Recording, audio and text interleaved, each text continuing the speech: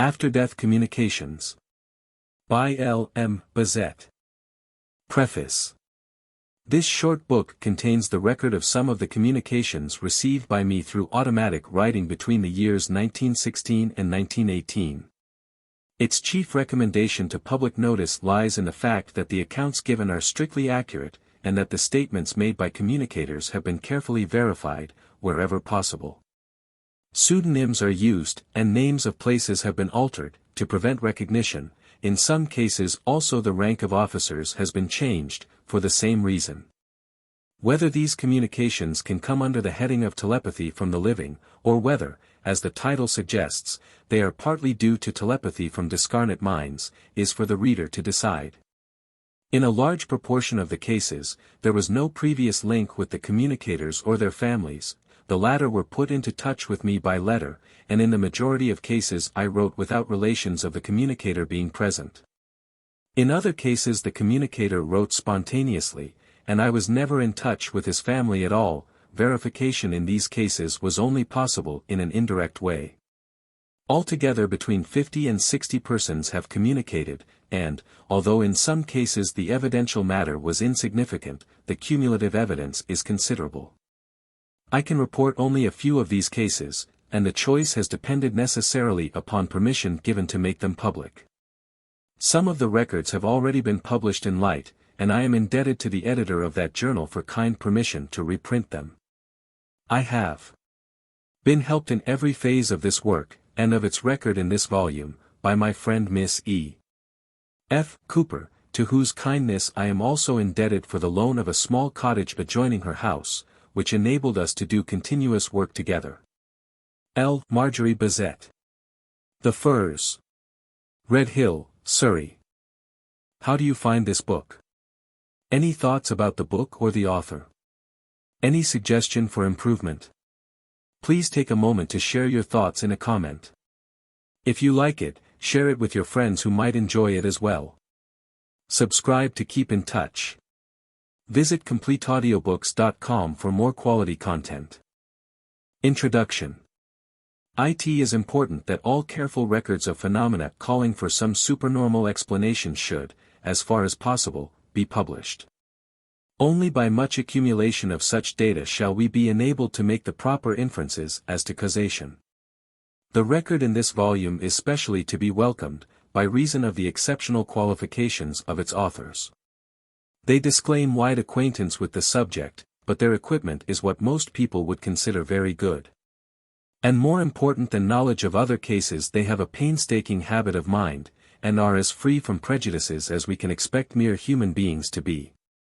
I had the pleasure of several talks with them within a few months of the inception of the writing, and was much impressed by the excellently systematic way in which they were keeping the record. With complete dating of each script and each item of verification, and so forth. They showed me all their manuscript, and I examined it carefully, discussing various matters of detail. My opinion was, and is, that, while there is some subliminal matter, which has diminished as the writing progressed, there is much that is most reasonably explained by the hypothesis of discarnate agency. Telepathy from distant, and often unknown people may not be excluded, but I think that such a hypothetical explanation of these phenomena is far-fetched. The wiser plan for the rejecter of spiritist theories would be, I think, to assume that the knowledge shown was, somehow, possessed unconsciously by Miss Bazett. But I think the amount of knowledge thus possessed is more likely to be estimated correctly by the two ladies themselves than by anyone else. And, though they avoid dogmatism, they make their conclusions pretty clear. To me, at least, they seem justified. J. Arthur Hill. 1. First communications received. Before attempting to give an account of the work done during the years 1916 to 1918, I should like to make it clear that before 1916 the whole field of psychical research was to me an unexplored territory. The Great War which swept men from our midst in such rapid succession, touched our family circle at this time. A young relative, Lieutenant Frank Thompson, was killed suddenly, after being at the front for a few weeks only.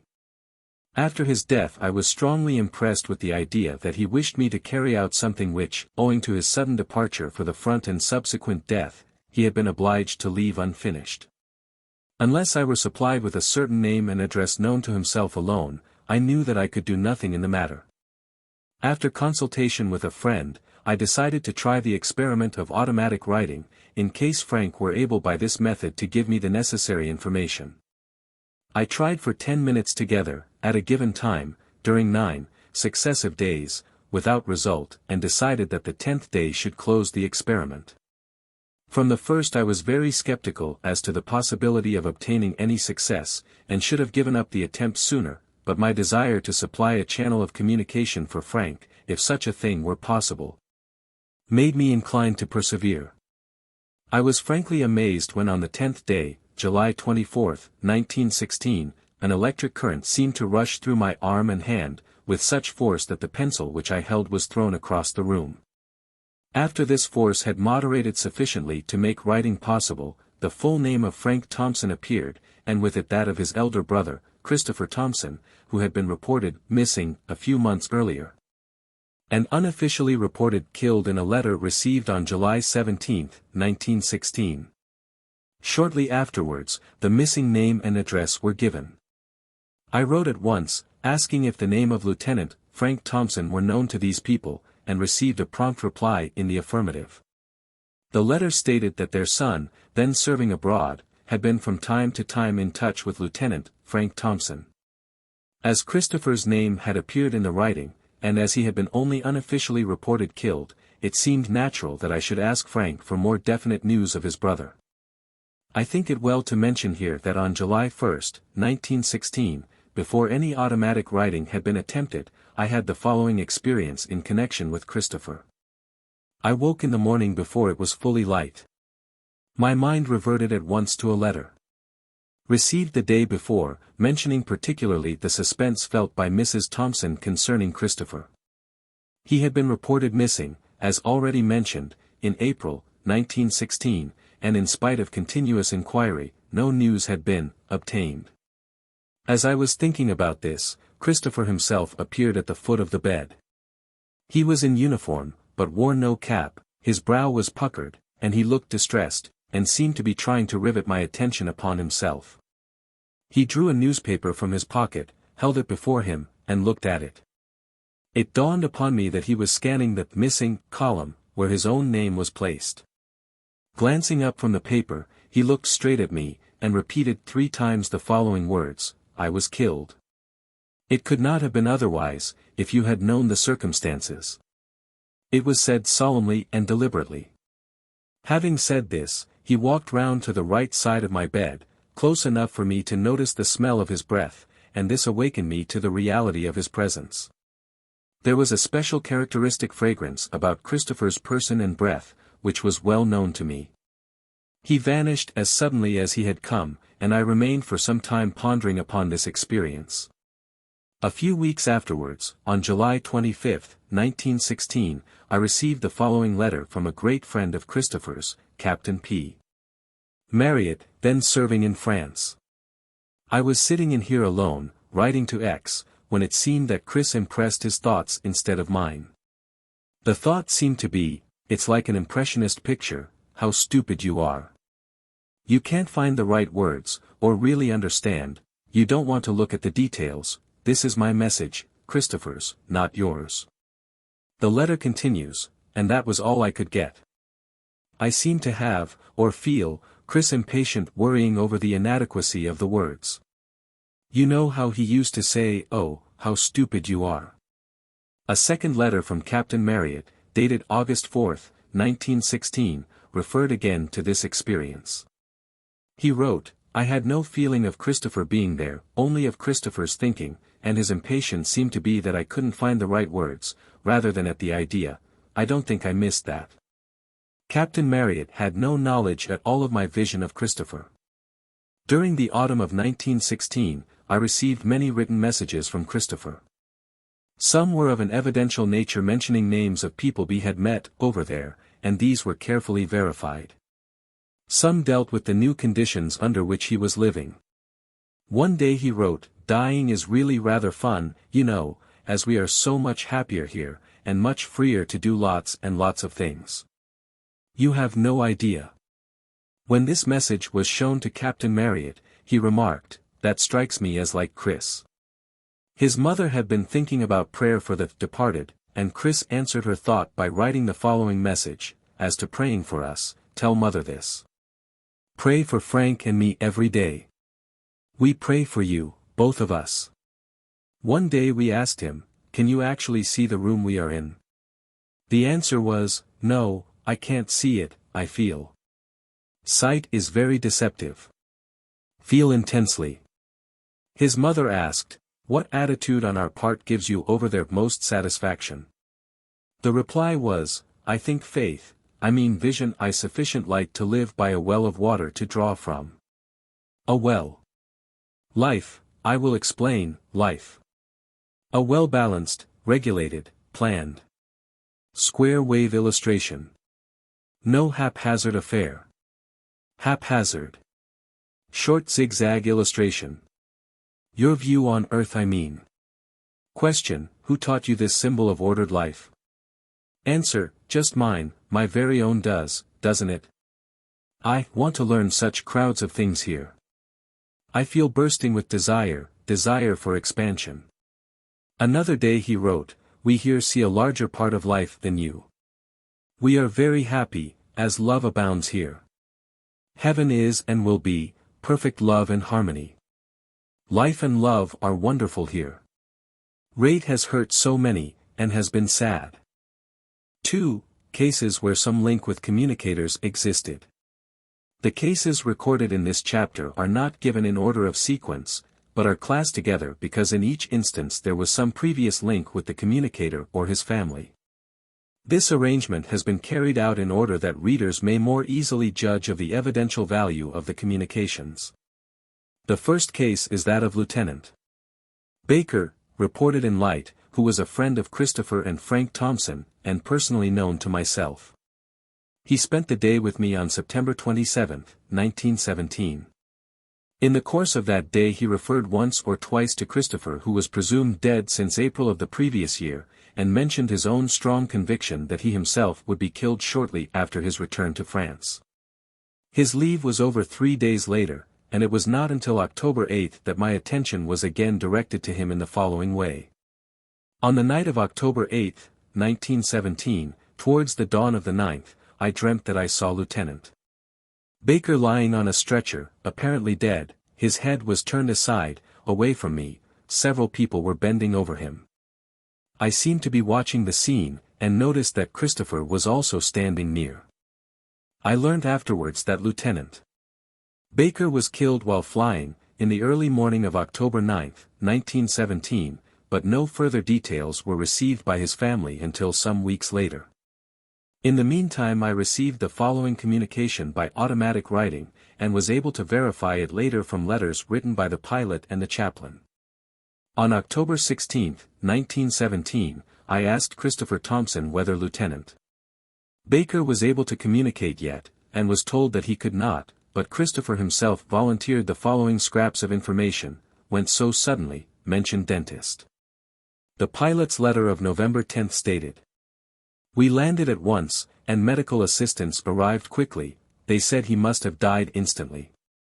I learned from his sister, in reply to an inquiry, that the whole of his last day of leave had been spent at the dentist's. On October 19, Christopher reported as follows: "I am seeing him today. He is so asleep still. He thinks he is in a dugout, poor old Baker. He spoke once of you, and the darn, war, she is on a hard chair." He was rambling. Lieutenant Baker had only recently joined the Flying Corps, and it would be natural that his mind should revert to a dugout, which had been so familiar to him in the early part of the war. The reference to the hard chair is in connection with September 27, when we spent most of the day in the garden, and I sat on a rather upright chair, which at the time he offered to replace by a more comfortable one. On the same day, October 19, Christopher gave more particulars: leg hurt badly, soldier in plane with him survived. From the pilot's letter, quoted above, we learnt that he was shot in the stomach. It may have penetrated sideways, and the chaplain reported that pilot and machine landed safely. Later on October 19, and on November 4, Lieutenant Baker himself was able to write a little, giving a fuller account of what took place at the time of his death. I was waiting for sound of aeroplane, and missed it, wind so strong. This was written on October 19. I heard gun, and that was all. German plane sank so low in wind, came out of cloud. Written on November 4. Miss Baker verified the message of October 19 in writing to me on November 2. The communiqué of the day he was killed stated that the aeroplanes went up in spite of rain and storm all day. We give extracts from the pilot's account, dated November 10. A German fighting machine was coming straight for us, out of a cloud, and firing at us. At that moment Baker stopped firing, and fell forward over his gun.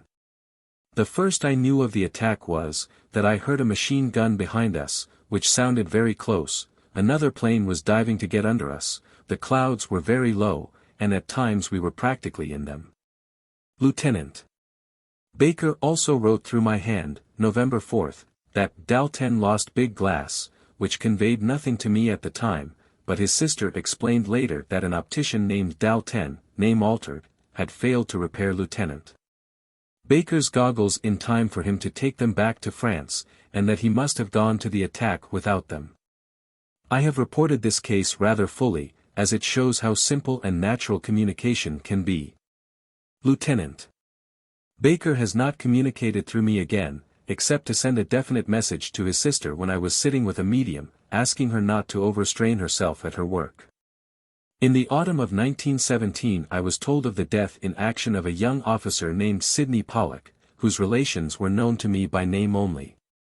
His mother had read Sir Oliver Lodge's Raymond, and after her son was killed, she naturally became interested in the possibilities of communication alter death. I was introduced to Mrs. Pollock, by a mutual friend, and received some messages from her son at her request. His mother had wondered whether he had met any of their relations, as there were so few on the other side, who were nearly related. He reassured her on this point from the very first, and mentioned the names of two relations whom he had seen, describing one in the following words, "Uncle Tom is a dear, mother, I do like him awfully." This uncle, describing Sidney in a later communication, wrote, "You are very well pleased with your son, and indeed he is a fine boy, he has the head of his father, the same broad forehead, your boy is made of the right stuff." Correct. Uncle Tom also gave an accurate description of his brother Nigel Pollock, Sidney's father, referring to his love of golf and a pipe, his keenness for politics, and his early grey hairs. Correct. Sidney and his mother had been very close friends, and it was apparently a great consolation to him to know that their friendship was unbroken, and that she still thought of him as alive. About 6 months after his death he wrote, "Mother, I say, do you think I am alive all the time? Don't forget to do so, as it is hard on us, jolly hard, to fight out the feeling dead, it is hateful to us chaps. Some have never been thought really alive by a single relation, poor chaps." Another young officer, killed in action, writing through my hand in December, 1916, was equally insistent on this point, sending the following message to his sister, "I want her to know I am not dead. I am alive." Did she think I was asleep? No, indeed, not I.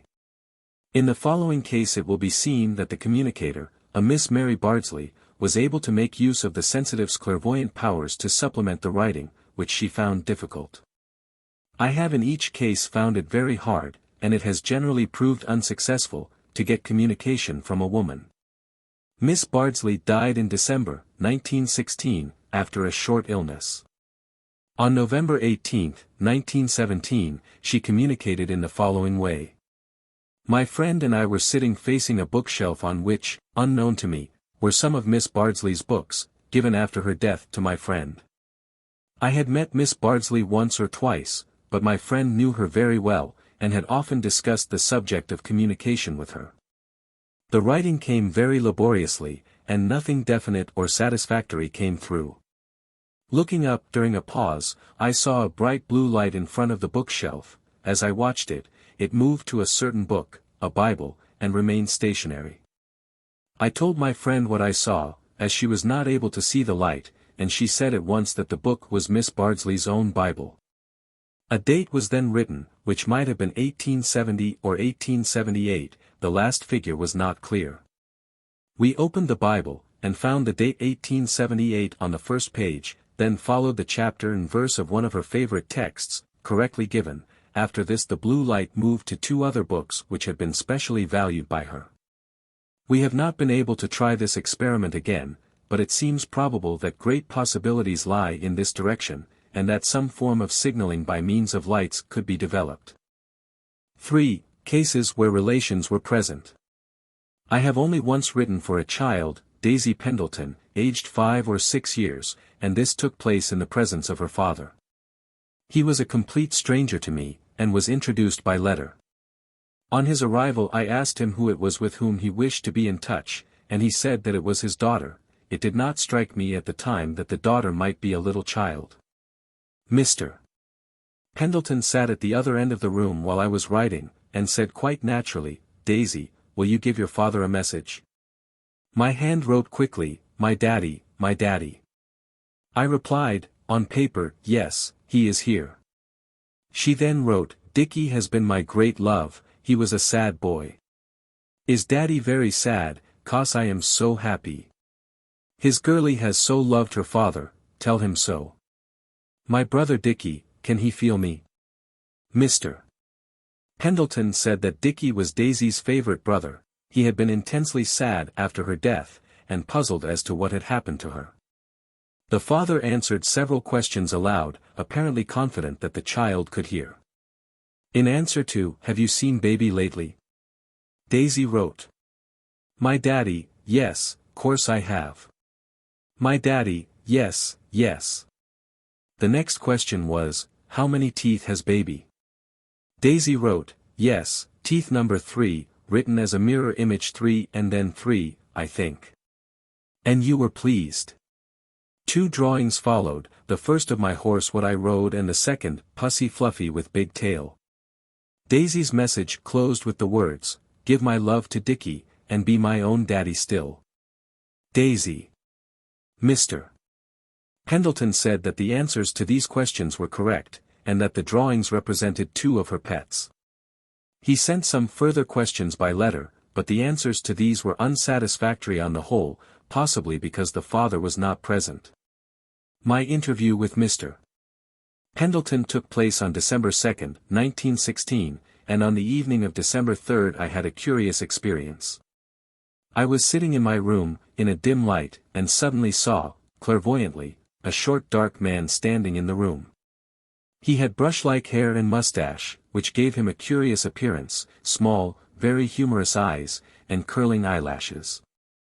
He was dressed in blue serge, and wore a flat black bow at his collar, rather large. He seemed to be greatly amused, and was smiling broadly. His appearance was so real that I found myself involuntarily smiling back at him. He vanished quite suddenly, and it was not until months afterwards that a possible clue was supplied by Mr.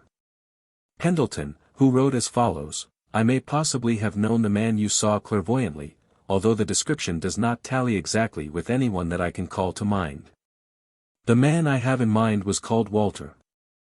On another occasion, I woke in the night, or early morning, and saw the figure of a young officer rush through my room, apparently without being aware of me. He seemed to come through the outer wall, and go out at the door. His feet were a yard or more from the floor. He was in khaki, but wore no cap, and his hair was streaming with perspiration. His face was very tense and strained, and he was looking towards the ceiling as if he saw nothing. He was apparently in great distress, and I could only ask mentally that help might be sent to him. I have no idea who he was, and have never been able to identify him. During the summer of 1917, another stranger, Mrs. Alderton, living in Yorkshire, was introduced to me by letter. As in the case of Mr. Pendleton, the introduction came through an associate of the Society for Psychical Research, Miss H.A. Dallas, whose books brought her many inquiries from bereaved parents, and who had arranged to make occasional use of my power of automatic writing, where it seemed to her that such help would be desirable. Mrs. Alderton was anxious to receive a message from her son Kenneth, who had been killed in the war. She was in very close touch with him, and there was a strong link of understanding between them, as well as of affection. She came to see me on several occasions, when I wrote for her. Part of the communication seemed to be confused, but a great deal of it was clear, and undoubtedly characteristic of her son. I give rather a detailed account of these messages, and the mother's verification of them, as their evidential value was heightened by my knowing nothing whatever, at the time of writing, of the history of the Aldertons. From the statements made by Kenneth, he seems to have had some knowledge of the kind of message that might contain useful evidence, for even before I had seen his mother he wrote. Sandgate send to Mrs. Alderton had written to me from London, and Sandgate conveyed nothing to me in connection with her, but a letter from her stated, I was on my way to Sandgate, or Folkestone, which is one with Sandgate. He, Kenneth, had specially happy memories of this place, where he had spent more than one holiday, and it looked as if he knew, and wished to mark his knowledge of where I was going. At the same time, also before his mother came, Kenneth wrote, Mother has 3 children, and Mrs. Alderton told me afterwards that this was correct. Later in the day, when his mother was present, he wrote, Rachel is well. Say she believes in her daughter's faith, and she is happy. Tell mother this. Rachel was the name of Mrs. Alderton's mother, who had died. One small point puzzled Mrs. Alderton, but she was able to explain it later. Kenneth wrote, Which face is fuller? Mrs. Alderton, writing later, says I have been impressed by some things which simply puzzled us when you wrote them, and I feel I must write and tell you of them. Do you remember saying which face is fuller? In a puzzled voice, after you had written it down, and adding I do not know what that means.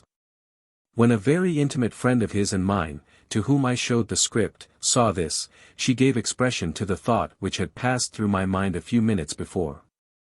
Does this mean, which face is fuller of the 2 photographs? I have always with me 2 photographs of him, taken at the interval of a year. Here followed a detailed description of the 2 photographs, pointing out that one showed the face as thinner than the other.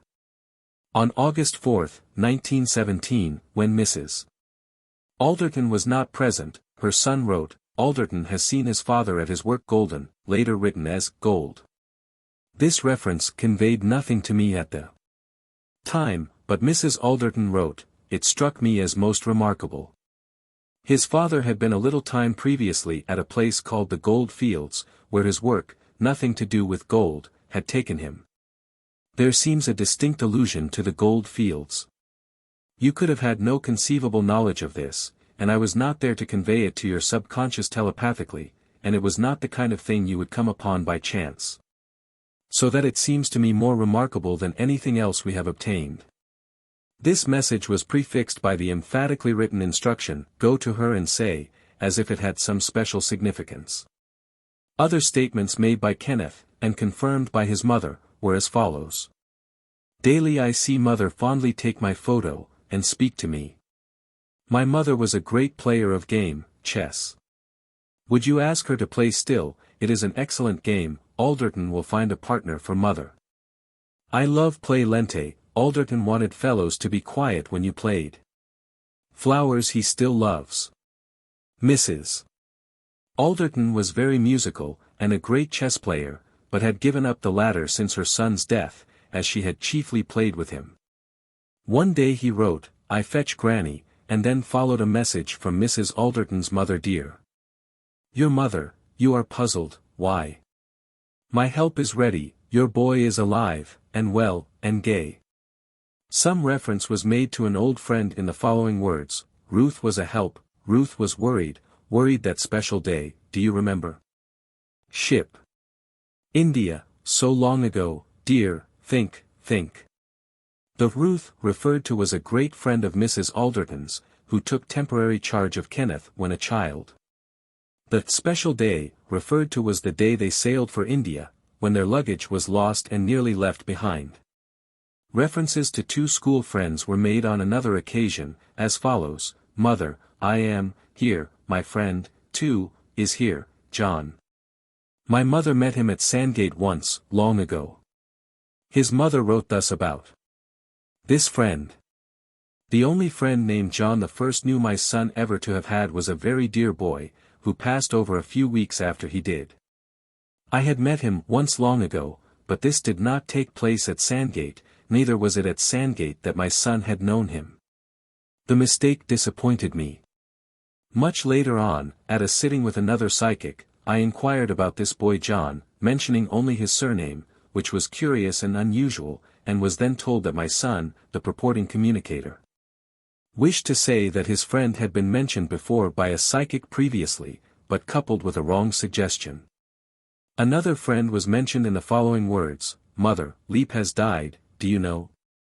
His mother wrote, saying, a short time previously another schoolfellow of the same period, whose name began with Lep, had, in fact, passed over. The following account of communication from a Mr.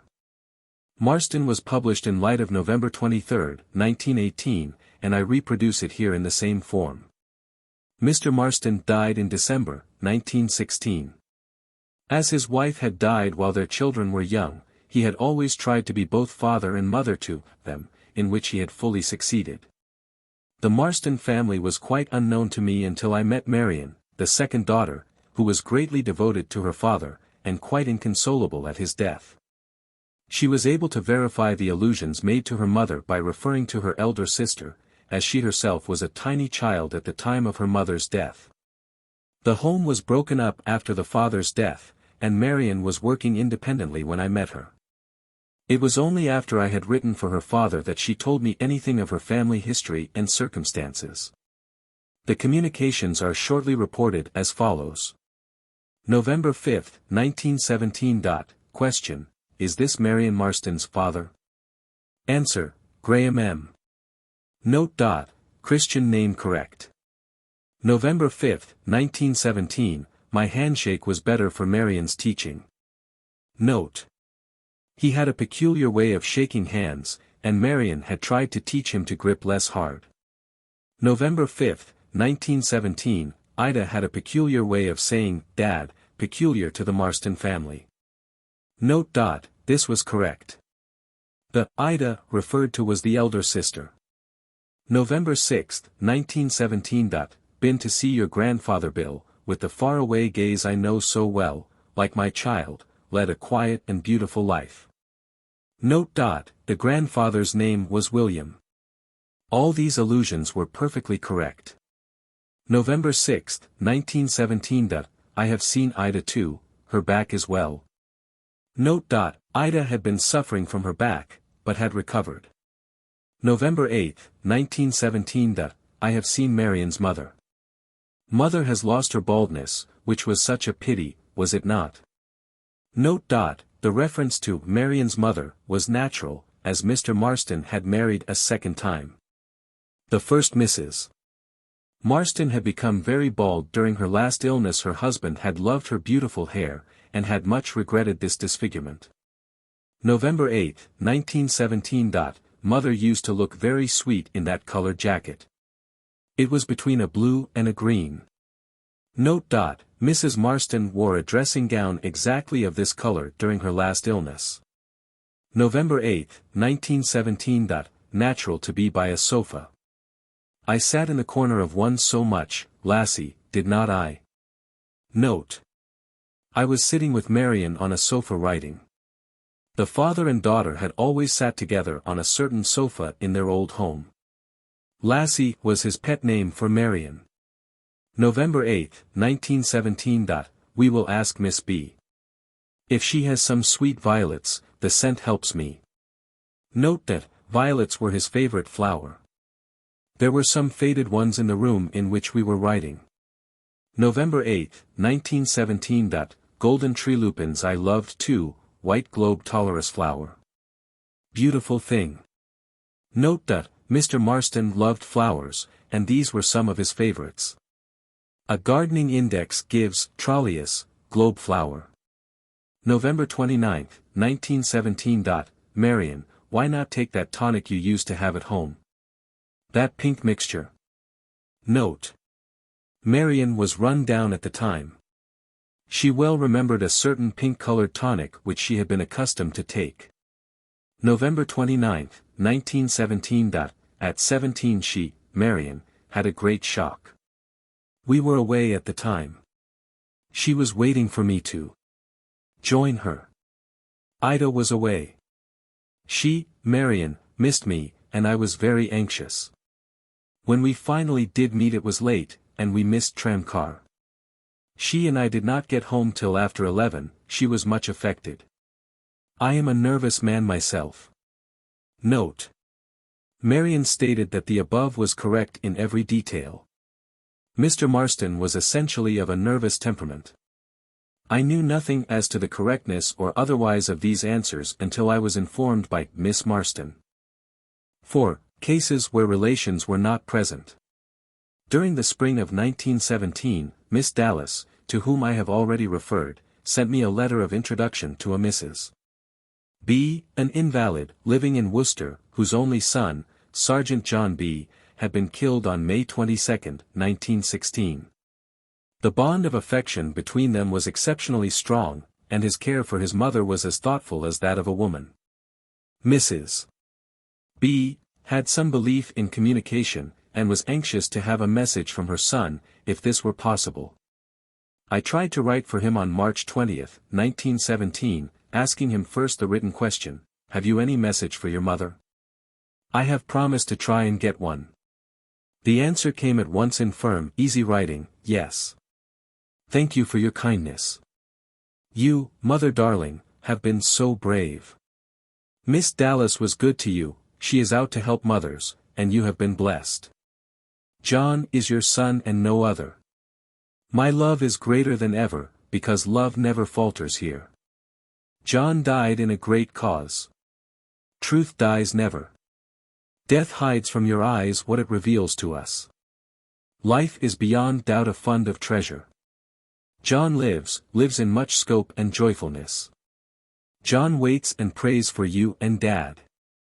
Believe this message, trust the sender. John must give proof. John saw Mother take his photo out of the sideboard drawer, fetch a blue frame, and put it in by Dad's on my mantelpiece. You will see I was seeing your life with my own eyes. You won't be disappointed if I have failed to get this correct. I will try again if you are. This lady has an active mind, and this I must use.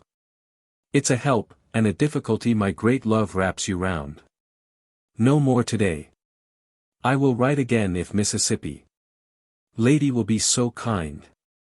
Mother, adieu. John. This message was sent to Mrs. B., who replied, I put an enlargement of his in a green frame, and hung it over the mantelpiece. I may have had it in the sideboard drawer, because I often put photos there till I can frame them. She added, he would frequently put, you, mother darling, when addressing me in particular, he always said, Dad. Mrs. B. also asked me, if I were writing again for John, to see if he could give the pet name by which he used to call his sister. The nearest approach to this written automatically was Cuffy, but the real name was Kathy. Names and other words are sometimes written phonetically, and the writing is then not purely automatic, but partly impressional, helped out by clairaudience. This may explain the difference between Cuffy and Kathy. John B. spoke of having met William Muller and Gunner Hunt. I wrote to Mrs. B. about these names, and she replied, a dear chum was killed a few months before John, he was called Williamson. I find that John had a friend named Muller, whether alive or not I do not know. Letters of inquiry to Canada about Muller have not yet been answered, and may have been lost, owing to war conditions. A friend of John's answered the inquiry about Gunner Hunt. He wrote, I think my chum did know a man by the name of Gunner Hunt. Further particulars about Muller were given later by John B., as follows, Muller was a good man, mother, a lover of truth, his face reminds me of Seller, Jim Seller, you know. Seller nice chap, good chap, had a way of looking you straight in the face. Mrs. B. wrote, there was a boy in John's platoon whom John thought very highly of, he wrote me when he was killed, the name was given, it was like Seller. Writing later, she said that the name was Cider, and the initial was J. A curious feature in one of John's messages was, that he wrote a bar of music after his signature, giving no explanation. I copied the music and sent it to his mother, who forwarded it to a sergeant, and received his answer. It certainly wears the aspect of a bugle call. I reproduced the bar here. On June 10, 1917, Sergeant B. wrote. Did you get up on F.W.? Was the heat too much for you, my best one? His mother's comment on this was, at 4 a.m. on Friday, June 8, I was awakened by torrents of rain, and thunder. As thunder always upsets me very much, I dressed and came downstairs, and lay on the sofa. John's care for his invalid mother is shown in almost every message. He added to his remark about the heat and its effect on his mother, heat, how strange to me. Can people take and we feel them still, and sympathize? Mother, dear, be a little careful this hot weather. Dear, we are near, we are. As the weather changed in the autumn, he wrote on November 15, 1917, sofa by the window is cold, mother, turn it round as you used to do. The following remark shows that he was aware of conditions in his old home. I like the wooden chair with pink cushion. I like that new curtain in my old room. My beautiful swell stick, does Dad use it now? My big photo is damp behind, I think, just look, dear. My watch Dad has had mended now at last. Mother, Dad has been so long away from his garden, those cabbages are a little bigger than they were. The reference to the garden amused the parents, as they termed it, the wilderness, and Mr. B. never does anything in the garden from choice, according to his wife's account. Mrs. B. verified the other points as follows. I always sit in a high-backed wooden chair, it has a pinkish-looking cushion. We have some new thick curtains in the sitting room since John was here. John once bought it, the stick, for his father's birthday. It is very plain, and very strong. John may mean to be funny about the stick. The references to his watch being mended, and the photograph being damp, are explained in this letter from his mother. His father has had my watch, which John gave me, seen to this summer. It was waiting a long time. When I was dusting it, the photograph, I thought that perhaps if anyone could not see quite plainly, they might think it was mold, after describing the state of the picture. John B. inquired once after a friend of his, is Headley still at home? The name was apparently wrong, for his mother replied, Hopley joined the army 16 months ago. John once referred to his sister as Judy, and Mrs. B. wrote, my daughter tells me that when they were children, they often played a game in which they called each other Punch and Judy, but it was many years since John called her that. On June 10, 1917, just before 8 p.m. I felt a strong impulse to write automatically, but as I had not finished supper, I waited till the meal was over and wrote then. A message came from Sergeant B, may I write? B, followed by a communication to his mother. I sent this to Mrs. B, and in her reply she wrote, at about 7:45 p.m., June 10, I was standing at the open window, and asked him, John, if he heard me, to send a message to you then. The communication just mentioned contained the following request, Father, be more careful about, indicating Mr. B's knee. His mother wrote, Mr. B. was not able to take any country appointments, owing to an accident to his knee, and on the 10th of June, the day you wrote, returning from, he was thinking of and praying for John, and just felt a little of his knee. He does now if he walks too far. I give next some stray remarks scattered throughout Sergeant B.'s written messages, as they give some idea of his personality. When writing for him, I always had a strong impression of his being a very fine character, and it gave me real pleasure to come into contact with him. Mother believes I live, and that is great gain and joy. Must we be hindered, Mother, by death? I say no, and oh. I will show you of my own free will much revelation, dear, I yearn to help. I see the men with years of regret weighing them down. Help our boys before they are men. Dear heart, I see your life still. I need your prayers, for life is growth. I am only able to give a half hour now, work calls me, and I must obey. I love you, darling, and I am near. I am so very happy, I your own son.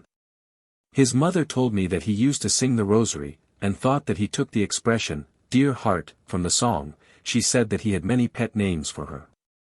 I have never, up to this time, met Mrs. B, or anyone connected with her.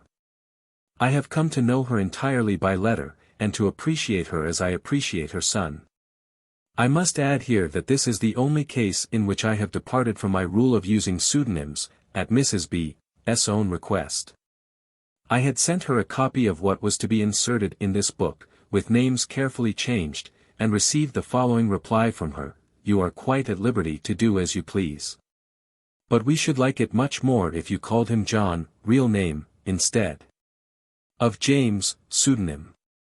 Wouldn't it do if you said John B., and Mrs. B., also Worcester, real name? No one would connect it with us unless they were told, and I tell all my friends, and others besides. Once or twice during 1916, I met a young Mrs. James, and we had some discussion on psychic matters. She asked me later if I would try to get a message from Dr. James, who had been dead for a year or so. I promised to do so on the first opportunity. She gave me no information whatever about him, and I had never heard of him before. I should like to make it quite clear, however, that two facts concerning him were known to the friend who sits with me. 1. His name and profession. 2. That he died after a long illness in a suburban nursing home. The nature of the illness was not known to her. On October 13, 1916, I was sitting alone, trying to write for Dr. James for the first time. When my friend came into the room later, she noticed the cramped position in which I was sitting, and that I was writing from the elbow, moving the whole of the lower arm. She remarked that the attitude was that of a paralyzed person, and owing to the fact that she had nursed a paralyzed invalid, she recognized this characteristic at once. A few days later I questioned Mrs. James on this point, and she stated that Dr. James had been partially paralyzed, and that when he wrote, it was in the manner described. We also compared the script with his handwriting, and it was found to have a striking resemblance. In my experience, this has rarely happened, although there are marked differences in the handwriting of communicators. It varies in size, regularity, and the amount of pressure used on the pencil. All the following communications came through on October 13, 1916. English must always be good. English very hard, great labor. My friend John must help Philip about publishers. Mrs. James said that this part of the script must refer to a book that Dr. James had been writing, and had been unable to finish before his death. Her husband, Philip James, had contemplated finishing the book, but was not good at English. His father wrote excellent English, and was particular in this respect. John referred to Dr. John Alexander, of Hospital, London, who was an intimate friend of Dr. James. The rest of the communication consisted of references to his earlier life and friends. We were able to verify these through his daughter-in-law. Some of his recollections were as follows, and although fragmentary, they were useful for identification. James was years ago Surbiton. James was hearing music. My pew was near Mrs. Arthur M. Gates, Mills. Years ago I walked past the Gables. My son knew Simpson. Mrs. Mullins was friend of ours. My wife was on committees with her. My wife was very keen about poor ladies. We ascertained that Dr. James used to go regularly to a certain house in Surbiton for musical evenings. He had sittings in St. Gregory's Church, Roehampton, a few pews behind those occupied by a Mr. Mills and a Mr. Gates. The Gables was the name of a large house in Roehampton. Dr. James used to take his son there when a child, to have lessons with a class of other children. Simpson was the son of Mrs. Simpson, who had lived at the Gables. Mrs. Mullins lived in Roehampton, and was a friend of the family. She was on several committees with Mrs. James. The statement about Mrs. James' interest in poor ladies was correct. All these allusions were unknown to me. In the 4 cases that follow, the communication was entirely spontaneous, and in 3 out of the 4 cases the very existence of the communicator was previously unknown to me. The initiative came entirely from the other side, and the communication seems to have been sent with the definite object of bringing help to someone still in the earth life. In the first case a warning was given, as will be shown. On December 2, 1916, I was writing for the friend, deceased, of a Colonel Taylor, who was present, when an unknown name, Taunot, was written, which had no connection with Colonel Taylor or myself, and was consequently ignored. 4 days later, when writing for another stranger, the same name recurred, written this time as Taunton, proved later to be phonetically correct, followed by the words, feeling sad about M.Y. Variations of this name, Taunot, Taun, were again repeated on December 10 and 12, while I was writing for quite different people. It was proved afterwards that this personality had no connection with any of these sitters. His identification was a great difficulty, and was only discovered by chance some months later.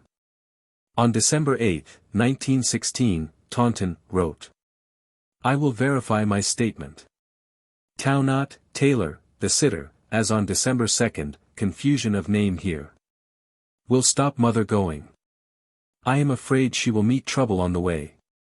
We verified this later as follows: Mrs. Taunton, wife of the communicator, referred to as Mother, left England about the beginning of December, 1916, for South Africa. She had a very good voyage, but on her journey up country she was in a bad railway accident.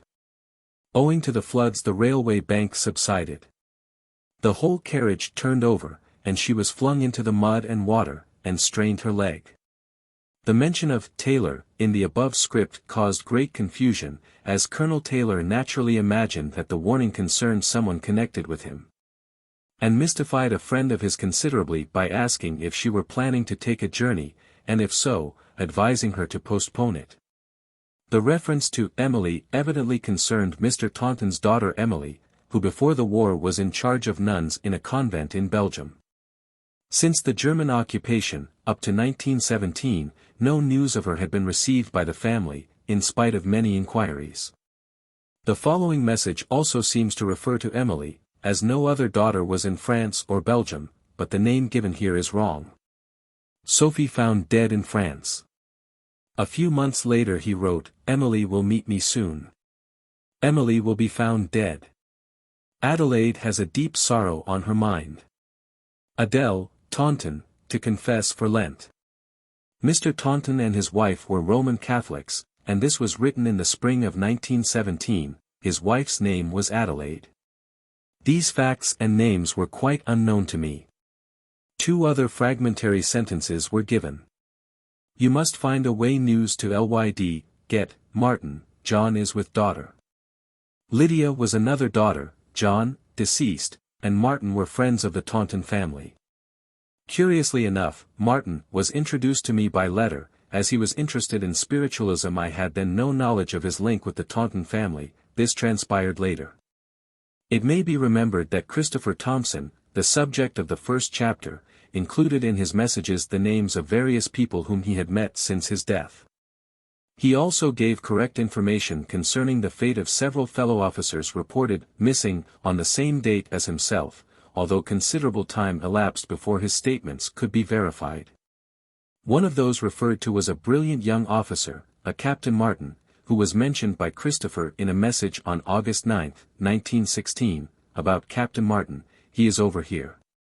I have seen him, he is happy except for his father." As in the case of the other officers just mentioned, my only knowledge of Captain Martin was, that his name was on the missing list with that of Christopher Thompson. On September 5, 1916, Christopher brought Captain Martin to write, and the message was given, "Martin wants father helped." This referred to Colonel Martin, who was quite broken down after his son's presumed death. On October 3, 1916, Martin wrote, referring to the attack, "Everyone dead, surrendered to the enemy and was killed." We learnt much later that the whole division was practically cut to pieces. On October 16, he wrote, with evident agitation, "I want father helped, send my love only, Cedric has come. Cedric has come." The last sentence was in different writing, and we asked, "Who is this?" The reply was, "Cedric Deem, friend of Martin."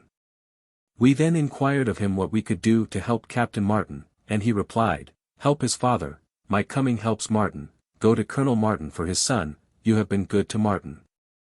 Martin was helped. At this point Martin himself wrote again. "Deem, nice chap. Ethel so anxious today, and father so ill, and what can I do?" We asked, would Ethel believe in communication? He wrote, "What?" We explained, "A message from you," and mentioned spirit communication. His puzzled reply was, "Spirit? Spirit, I say, what do you mean?" We were also puzzled, and asked, "You have left Earth, haven't you?" His answer was, "Goodness, yes." At this point Deem again broke in, and wrote, "Martin so agitated, so sorry he can't write." I then explained to Captain Martin my difficulty, writing this down, that, as he was only reported missing, I hesitated to approach his relations with news of his death, more especially as they were entire strangers. He answered, "Quite so. Very sorry, I was impatient. Such strain, you will help as you think best. I am relieved." Martin. Captain Martin's agitation about his father was accounted for by the following facts. Colonel Martin was taken seriously ill in the street on Saturday, October 7, 1916, and very nearly died. He had a serious relapse on October 14. Ethel was the name of Captain Martin's only sister. These facts were entirely unknown to me. On one occasion he wrote, "Sylvia was, what made it away for us. Sylvia Tam, fresh girl. I like her, she is so gentle." This apparently referred to a Miss Sylvia Tanner, deceased, who had been governess to Captain Martin in his childhood. This fact was also unknown to me. The Taunton and Martin cases were reported in Light. Much trouble was taken to identify Cedric Deem, who was eventually proved to be a real person. He had been killed in France early in the war. It has never been possible to approach the Martin family, and all confirmation of messages came through acquaintances of theirs. On October 23, 1916, I was writing for the brother, deceased, of a Mr. James Rawdon. The latter was present. He was not an entire stranger, but I knew nothing of his affairs, nor the names of his friends. Mr. Alfred Rawdon, the brother who had died, gave no information concerning himself on this occasion, but announced through my hand that Roger B.M. is badly wounded, you will have to be brave. Clairaudiently I heard him add, he is dying, or dead, but I refused to let my hand write this, nor did I mention it then to Mr. James Rawdon, the sitter, as I shrink from the responsibility of announcing such predictions, which may prove untrue. Mr. James Rawdon was greatly surprised at being told that Roger B.M., whom he recognized at once as his friend Colonel Roger Byrne Murdoch, was wounded, as the last news he had received was that the regiment had gone to Ireland. We learned later from two sources that Colonel Byrne Murdoch was wounded about 9:30 a.m.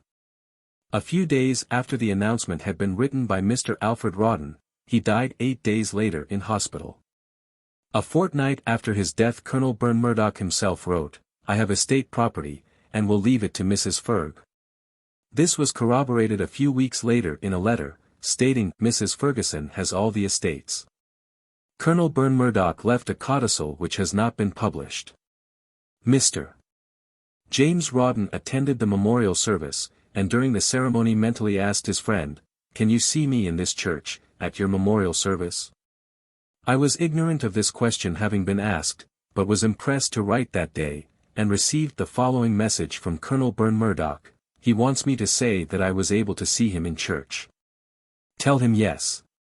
Two characteristic remarks concerning his parents were interesting from an evidential point of view. About his father he wrote, was Ceylon. Fond of white tea. His father had traveled in Ceylon, and had often remarked on the beauty of the white temples. In referring to his mother, he mentioned her tendency to rheumatism. He also spoke of the beautiful crochet work she used to do.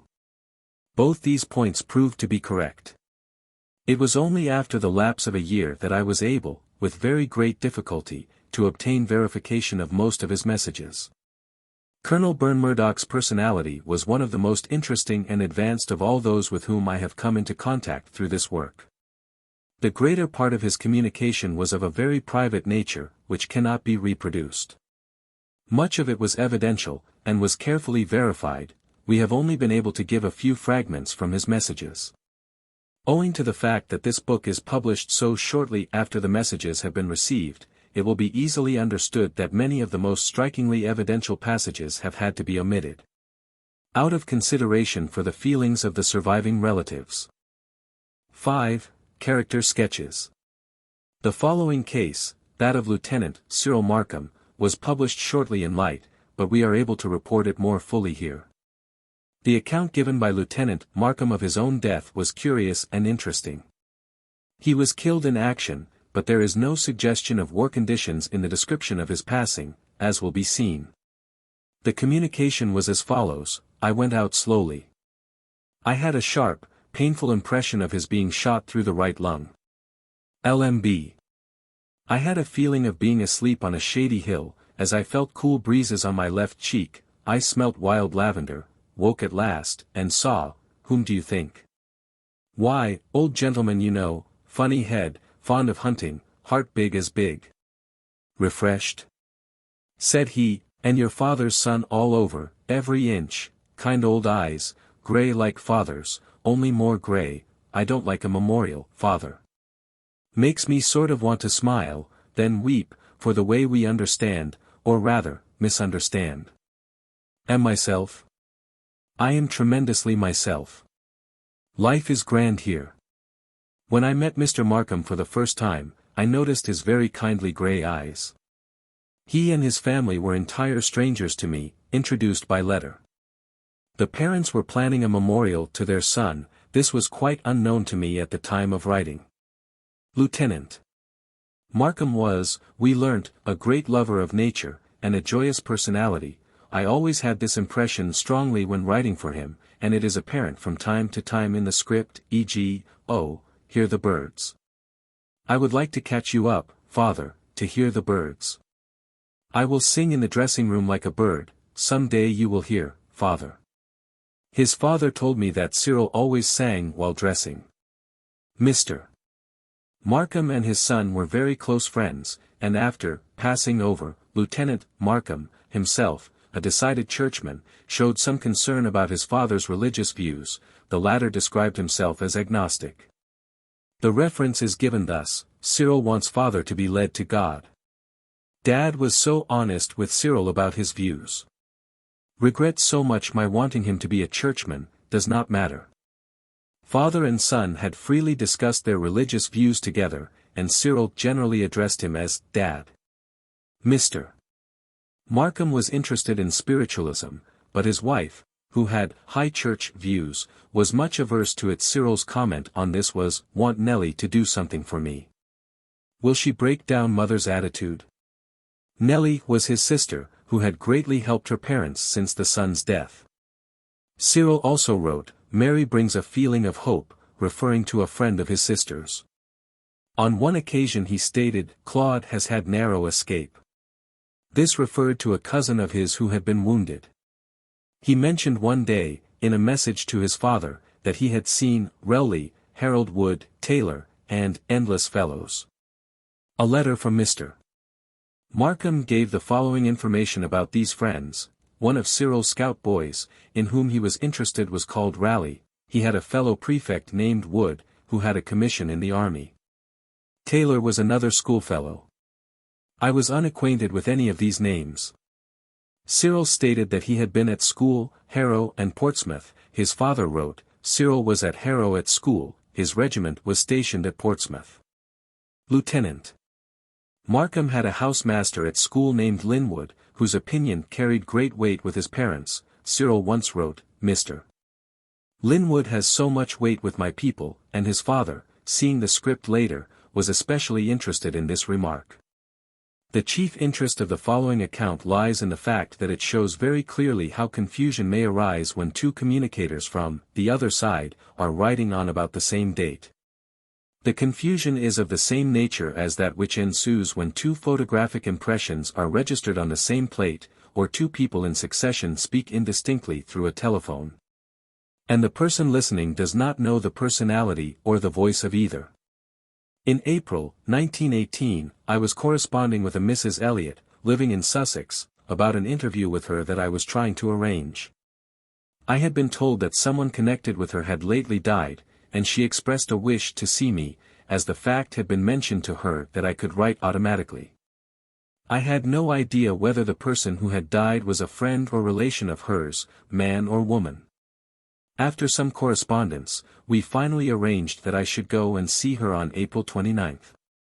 On April 26th I had the following experience.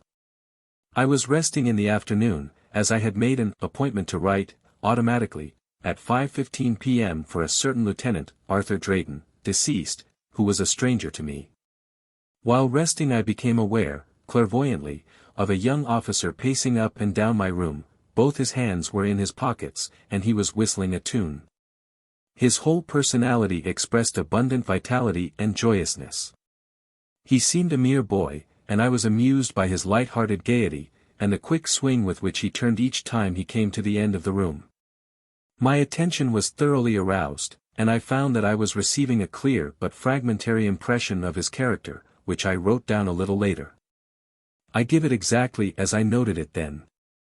Alert, spontaneous, clever, refined, particular about his personal appearance and that of others, a good deal of real humor, very keen, original, capable of keeping several things going at the same time. The sort of person one would get in touch with easily and find really interesting, many-sided, versatile, accessible. I naturally concluded that this boy was the person who was to write at 5:15 p.m. Though I was surprised at getting such an impression previously. I therefore sent the character sketch, with a copy of the script received at 5:15 p.m. to Mrs. Drayton, and was more than surprised to hear from her that neither had the least connection with her son Arthur. I went on April 29th, as arranged, to see Mrs. Elliot, and found that it was her son, Bruce by name, for whom she wished me to write. He had been killed in the war. I found him easy to get into touch with, and will reproduce his messages later. A week or two after my visit to Mrs. Elliot, a sudden idea came to me concerning the so-called Drayton script. From what I had learnt on April 29th of Bruce Elliot, after writing freely for him for an hour and a half, I felt fairly sure that the script and character sketch belonged to him. I accordingly sent a copy of both to Mrs. Elliot, who replied as follows: "The mental impression was quite the best I have had from anyone, as far as it goes, it exactly describes him. The script, too, seems quite definitely to have come from Bruce Elliot, as the following extracts, with verification notes, will show. I am aged 20, you know, younger than my brother. I do miss him, dear old chap. I am feeling how true is the idea expressed in our motto, Mother. Geraniums I loved, we had such a lot in our garden, sorry new gardener has said goodbye to those." His mother's letter confirmed the above as follows: he was 21 when he died, he had an elder brother to whom he was deeply attached. The idea expressed in our motto is, ad rem, to the point, and he was extraordinarily to the point in all he did. We had many geraniums always, and it was a joke against our former gardener that he would grow nothing else. Instead of them last year we had tomatoes and beetroot on the terrace. Lieutenant Elliot referred to his own death. He wrote, I get feeling of. Illustration of a vertical zigzag scroll. As I, LMB, wrote this, my hand became quite numb, and I breathed heavily.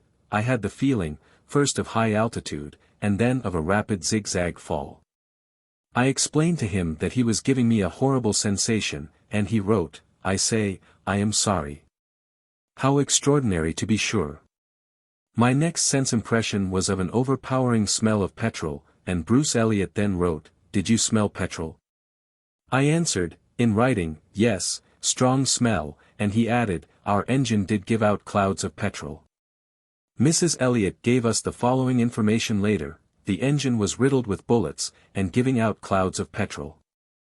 The script continued, Mother has a vivid account of what took place. Colonel of Section, nice letter he wrote. His mother wrote, I have a very vivid account of his death from himself, through a medium.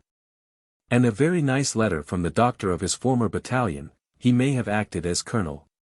The last part of the script of April 26 contained these words. Mother would be wise to make inquiries about getting alterations done by dash. Don't be advised by Mr. X, who is in correspondence.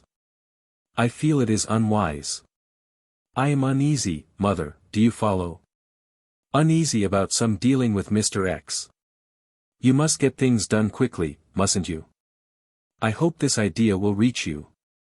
It is only a trifling matter in comparison, but I care for your comfort, mother. Mrs. Elliot confirmed this as follows, rather remarkable about the alterations, as it seems to refer to a transaction about to take place, but which at the time I was unaware of. All has been done now. I did make inquiries. I did not take the advice of the person I was then in correspondence with. The whole situation is changed, which has added to my comfort. Referring once more to his brother, he commented thus, Rod, his brother Roderick, name correct, is my great chum, he is colossal, he is a great fellow really. A message was sent to a friend, send a message from me to Doris, send Doris my love, and say when she comes here we will have a gorgeous time. We learnt that Dodds was a great friend of his, a girl of about 15. They used to have great fun together. All the above script, except the reference to Rod and Doris, was received on April 26, before I had met Mrs. Elliot at all, or even knew of the existence of her son Bruce. The part about Rod and Doris was written on April 29, when Mrs. Elliot was present. The evidential matter received on that day was especially interesting and valuable, but was of too private a nature to be reproduced here. His personality was very apparent throughout the writing, and one or two touches, from the script of April 26, are given. I say, it is most awfully good of you doing this. It must seem queer to you, we are utter strangers. Dear me, how funny it is. As I wrote this I heard him laugh, and he wrote the word laugh with a large circle round it. At the outset of the first communication he asked, would you like me to take any special line? And I replied, take your own line, just use me like a telephone. He answered, I see. Thanks. Jolly good of you. Do say if you get tired or bored. During the autumn of 1918 I wrote for him again, his mother being present. I was able to get into touch with him quite freely and easily in spite of the lapse of several months. He wrote, isn't it nice to talk, dear? I see so far here, it is a delightful experience. He was evidently still in close touch with those whom he knew in the earth life, for he referred at some length in this script to the recent death of a young cousin, Pauline, and to its effect upon her parents. Of the girl herself he wrote, I am longing to help Pauline, strange how she died, wasn't it? She was young, too, wasn't she? So easily she slipped over, felt no shock at all, it was as easy as a quiet sleep. And all was made so possible here for her, tell her mother this. I do hope her work will be acknowledged, it was of real value. He showed a most sympathetic insight into the grief of the father and mother of Pauline, noting their condition from day to day, and actually sharing in their sorrow. Referring to the father, he wrote, I saw him a day or two ago, and I felt quite sad after. I whispered to him, but he did not hear. I fear he could hear nothing. He is an awfully fine character. Before writing for Lieutenant Elliot on that day, I was aware, psychically, that the death of someone connected with him had taken place, but I knew nothing of Pauline or her family, nor did Mrs. Elliot mention her until after I had written the above. One point of interest concerned his brother, Rod. Bruce asserted that Rod had gone to Boulogne, but indicated that there was no cause for alarm, and that he would return to England. His mother could not believe the assertion about Boulogne, as Rod was then in the fighting line. She wrote later, my son has returned from France. He did go to Boulogne to get some spectacles, unknown to me till some weeks after. 6. Special relationships. It must be evident that the work upon which I have lately been engaged is of such a nature that it has brought me into contact with many grief-stricken people. I have not emphasized the fact in this short record.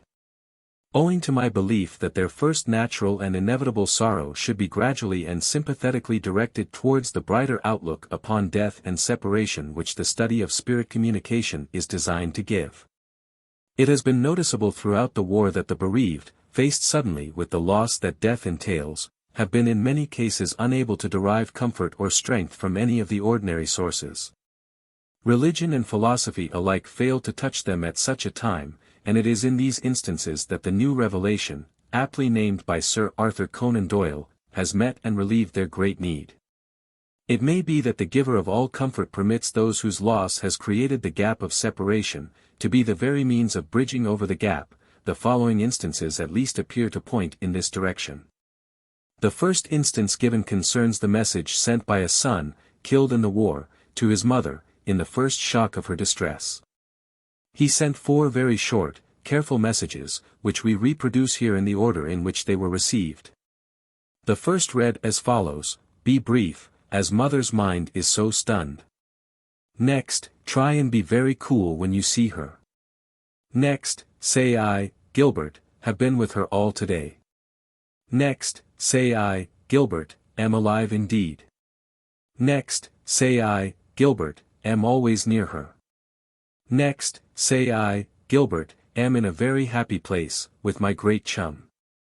Next, "Say I, Gilbert, am always with her and father."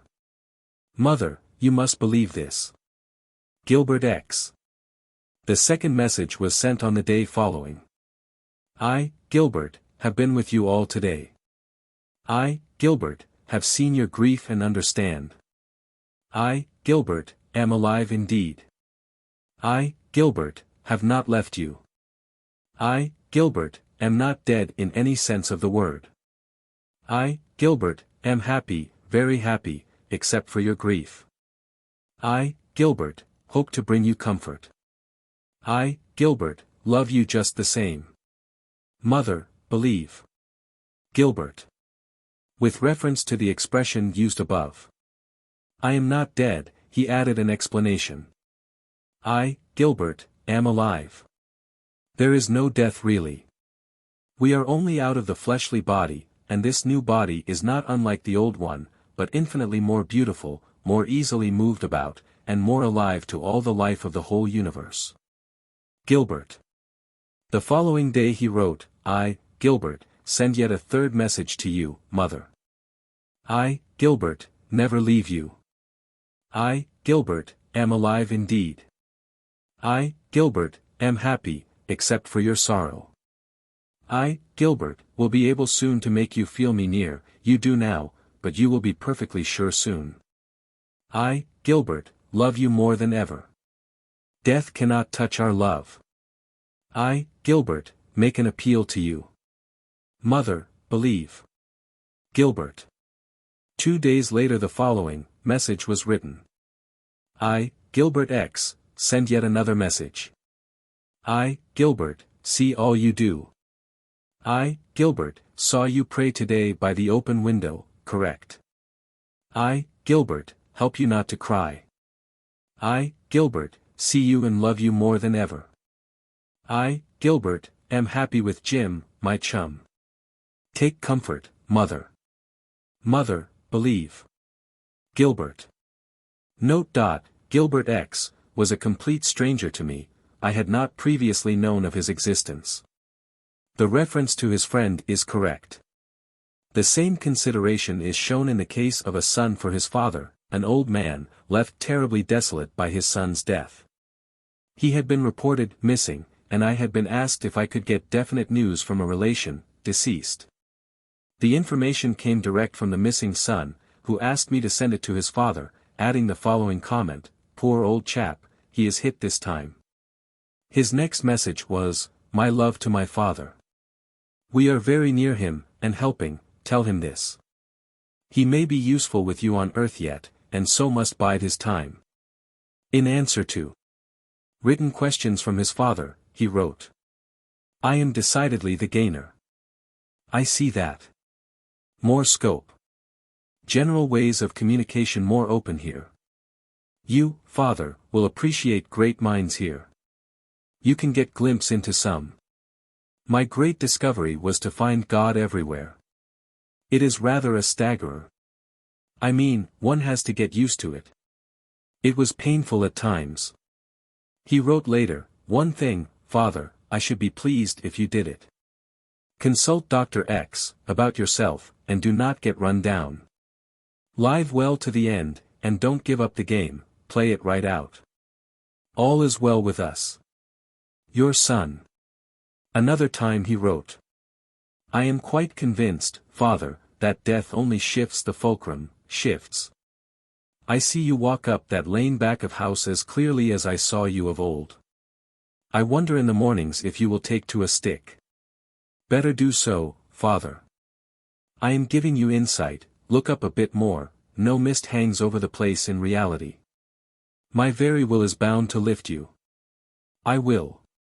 Age, it is the flesh only. Bear that lightly, and take it as a very warm and comfortable coat with holes, and don't feel ashamed of a well-worn coat. Hold on to the end with as much courage as a man may muster in a rough and tumble world as you think it is not so really. I say, you know, I am very fit and well and happy, and would not come back, save to give you an arm over the ladder stiles. A letter from the father confirms the above as follows. What Dick said about seeing me go up the lane at the back of the house is particularly appropriate, as the lane does go up, and I have stopped and wondered if he saw me as I walked up. Note. In this case also I was dealing with complete strangers, living in a place unknown to me. The following messages are from a private, killed in the war, to his fiancée, written in 1917, several months after his death. His early communications showed that he realized her grief very deeply, and he wrote with much agitation, has she felt no love reach her? Have I any right to bind you still? I have so often wondered, and turned it over and over. Has your beautiful love for me grown? I feel it has. Shall I vanish out of your mind? I feel not. I mean, can you remember how? I looked, quite as much as ever. Just tell me you can, and I will be very happy. I am remembering. It is good to remember, no one can take that away. I am happier since I spoke to you. I am indeed. I am easier in my mind. The above was given on different days. Some months later he wrote. I am permitted to stay very near you, as love binds us closely. Don't feel sad, I am so very near. I only wish you could see me. I believe I look just the same. I feel you quite close at times, and even touch you. How faithful to me you are, and death leaves such traces on your dear face. Mine is the less affected. Death is kind to us, so very kind, and help is always at hand here. Never forget I am here by you to the end of time. If I cannot often write, still I am here, and speak often to me, I hear all, and reply. Be brave, as you have been. Life here is before us both, wait a little while and we will be together. Note. The communicator was quite unknown to me, but I was acquainted with his fiancée. I have not reproduced the evidential matter in his messages, which was considerable, and was verified by her. The following messages were sent by an officer to his fiancée, the first written a few weeks after his death. It ran as follows. We will love each other, though we cannot actually see each other. Go and live your life bravely. We will be together a glorious day in the future, will you wait for me? I will wait for you, and prepare for you, we will be united, have faith, for death cannot touch our love. Later he wrote, she is as precious to me as gold in the process of being refined. I think verily that love transforms as nothing else can. He himself is a changed man indeed. John is not worthy of her, as he knows. John, call me always that. It means lovable. John the beloved disciple is an ideal one may well bear in mind, love is nothing if not steady. We cannot get a lofty enough conception. There is an old Italian legend. Ah, the old book of mine. If I could turn up the page and show you. Well, I recollect. Love, there is an old man, and rightly. I am leaving now with the thought. Crown. Love, greater than spotless. This must be our ideal, lest love fail in its object. Given such a gift, let us penetrate to its very heart, and love will then overflow and enrich the ground. All share in true love. John. Note. In this case also there was a considerable amount of evidential matter. I knew the fiancé, but the communicator was unknown to me. Both John and his fiancée have given permission for the publication of these messages, in the hope that they may bring comfort to others who have suffered the same loss. The other fiancé has generously given leave, for the same reason. 7. Erroneous, confused and irrelevant matter. I should not like this short account to be published without reference to the erroneous and confused matter which has occurred from time to time in the scripts. It was necessary, for the sake of clearness, to collect the evidential messages, with their verification, and record them without the addition of the confused matter, which in some cases accompanied them. The amount of this confused matter varied in every case. In a certain number of messages there was none, in others there was a considerable proportion. Whilst in one case the evidential matter resolved itself into 3 correct statements only, verified by a friend of the communicator. These were picked out from a mass of irrelevant matter, and were as follows. 1. My very old golf boots are pathetic to see, do let them go, leather to leather. 2. I had money and spent a good deal in traveling. 3. I loved the sea above everything. In this case the connecting link was of the slightest. A reader of Light had seen an article of mine, and wrote to ask if I could obtain a message from a friend of hers, who had died some years before. In another case I received a letter from an officer known to me only by name, asking if I could get a message from a friend of his, whose brother had been killed in the war. The result was a failure, as none of the script was recognized. The causes of partial or complete failure, in my own experience, are to me generally obscure, although I have noticed that those who have long passed over, or who died at an advanced age, are as a rule more difficult to get into touch with. Unless their minds are exceptionally flexible. Another very great difficulty consists in the inability of some minds to deal with evidential matter when it is presented to them.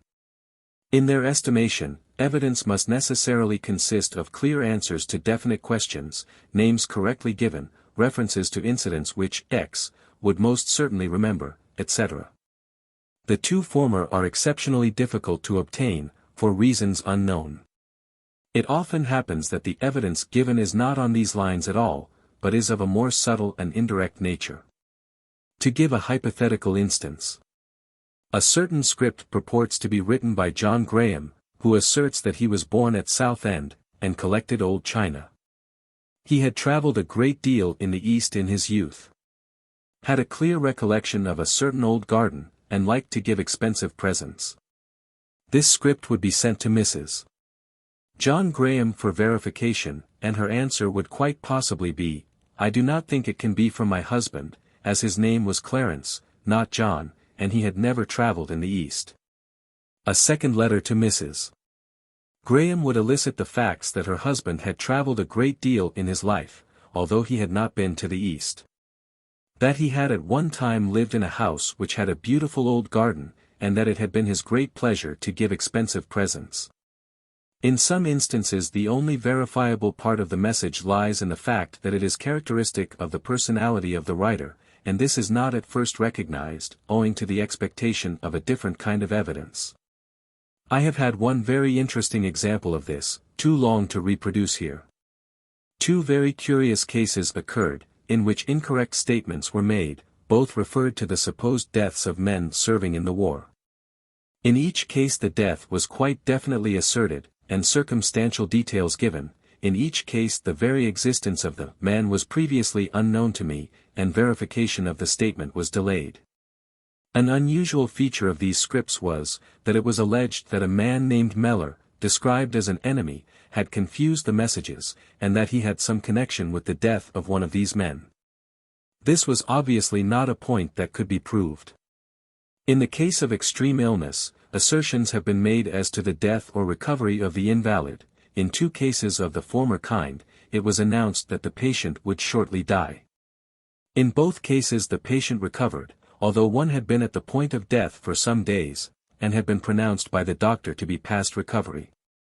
In one case in which recovery was prophesied, an officer dangerously wounded, his condition was reported almost daily in automatically written messages, and these reports tallied with the medical bulletins received later from France. At the time when his recovery was confidently asserted, his condition was most critical and no hope was given by the doctor. In this case the patient recovered completely.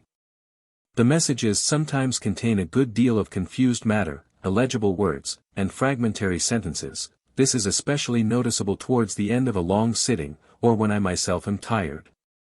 An example of irrelevant communication is given in the following, reproduced exactly as it occurred.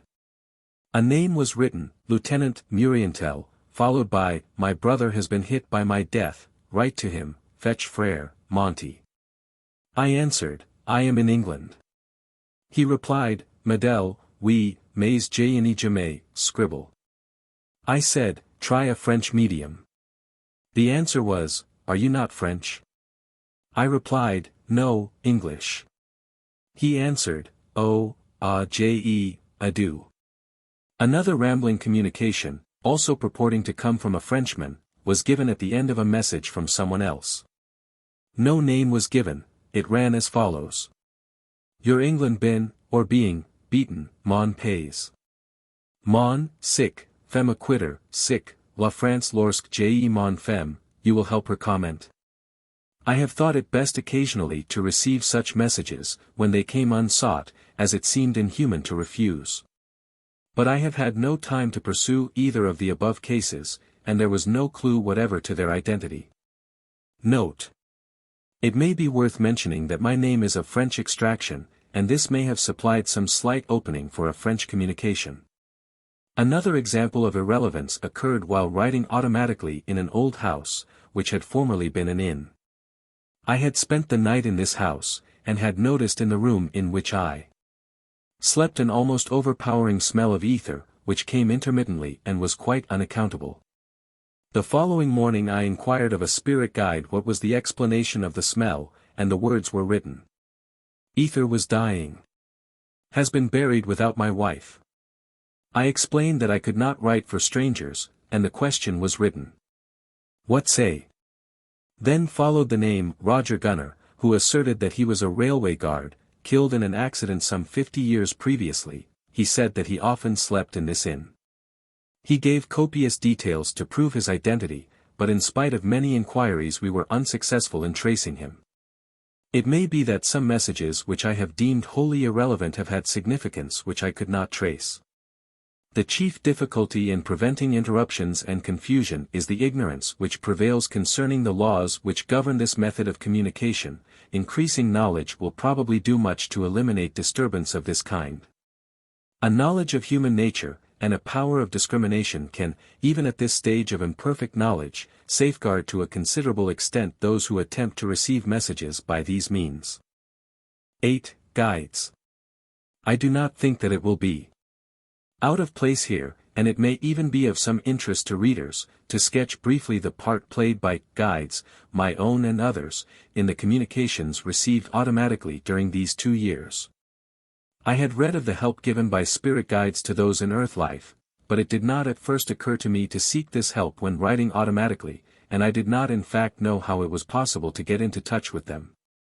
During the summer of 1916, shortly after I had begun this writing, I had a series of puzzling messages connected with a very interesting case which I am not able to report here. At a difficult point in these communications, I suggested to the communicator that he might ask help from his own guide, and he replied, he has just come to the rescue, must say my guide is a fine fellow. We learned from this guide that his name was Bennett, he had been a clergyman, and had died 3 years before. He asserted that he had been very high church, an undergraduate of Christ Church, Oxford.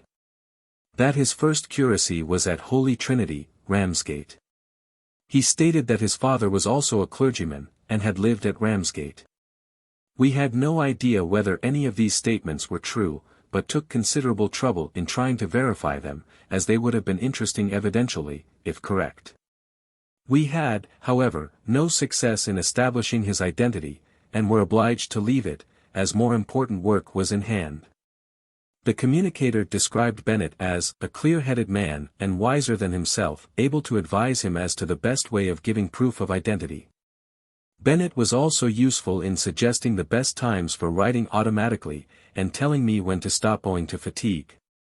This kind of advice was afterwards taken in hand by my own guide, who made himself known to me some days later under the name of Hewitt. He was described to me at another time by a medium, who gave the name as Hubert, and stated that he was a literary man. Hewitt explained the work of guides as follows. Guides are for helpful service to those on earth. Guides are what you call disembodied spirits, theirs is this very special work. Since he disclosed his personality, I have used his help constantly in tracing strangers, deceased, for whom I was to write, asking him to explain the method of communication to them if it were unfamiliar. And to keep away other personalities who might unconsciously confuse the messages. On 2 occasions only, when I sought his help, I was told that he had gone away. One of these occasions was at Christmas time, when I was informed that he had gone home. I once wrote for a Mr. Johns, deceased, whom I had known very slightly, and found that an overpowering feeling of distress and misery accompanied his attempts at communication, so that I was obliged to tell him that I could write no more. The next day Hewitt explained that Mr. Johns was in great trouble. He added, "He can't write now, it is impossible, he is not able to bear much. I am very sorry for him." On one occasion Hewitt gave me beforehand a scrap of information which proved to be correct. It was in connection with an Atlantic liner, which he asserted would arrive on a certain Saturday, giving the date. It reached port on the following day, but a passenger told me that they had actually arrived on the Saturday, though they could not disembark. This was in 1917, when no news of the arrival of ships was allowed to be given. Hewitt has never taken up any of my time, or attempted to communicate on his own account. He has figured solely as a helper and director to me, and to those who have communicated through me.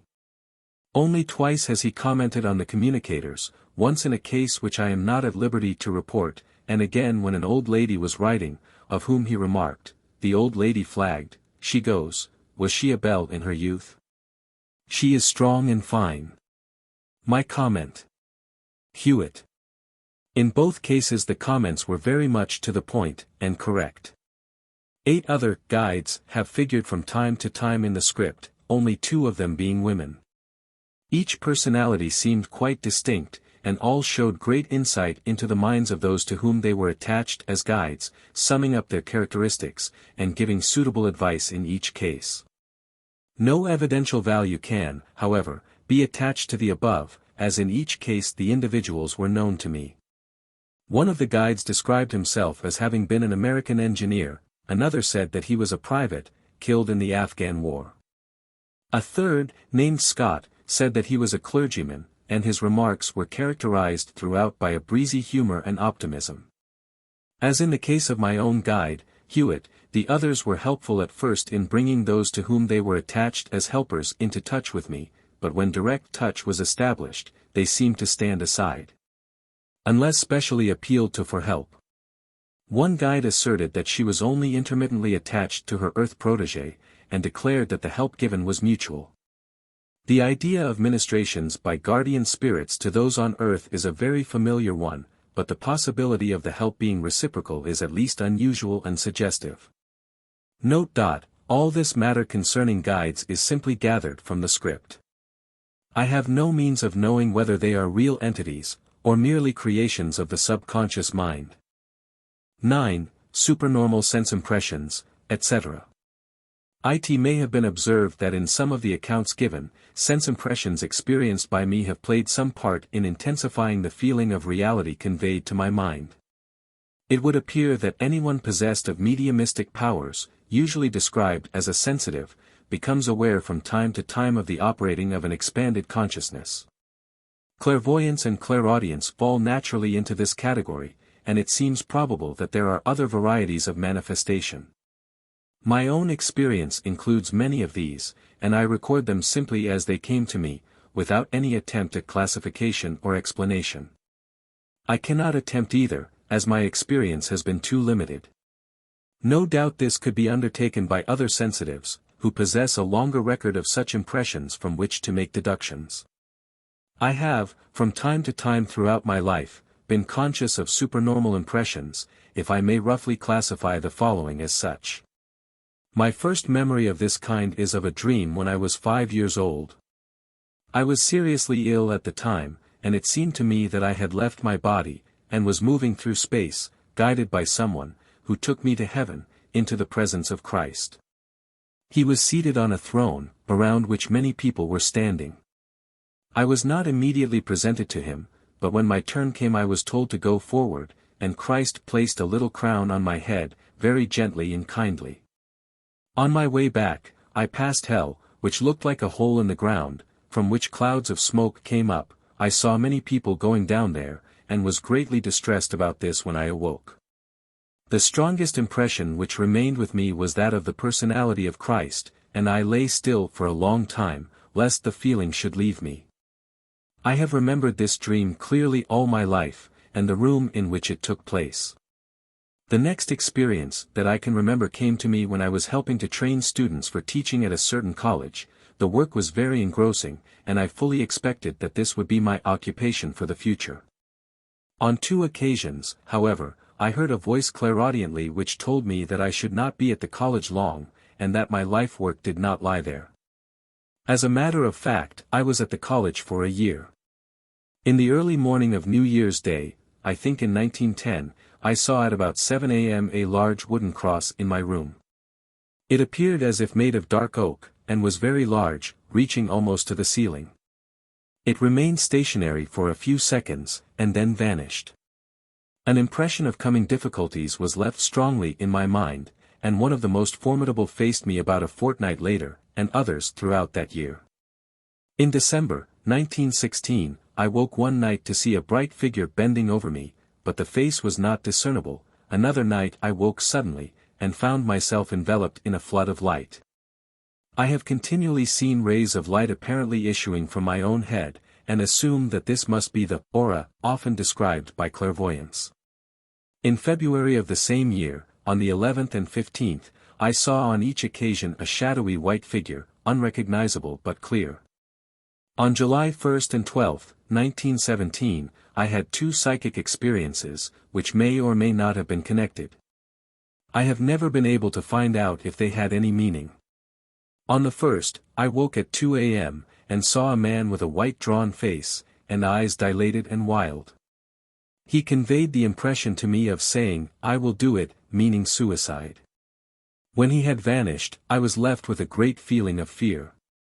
On the 12th, at 3:30 a.m., I was awakened by the report, heard clairaudiently, of a pistol shot, and caught a glimpse of someone holding a pistol to the back of his head.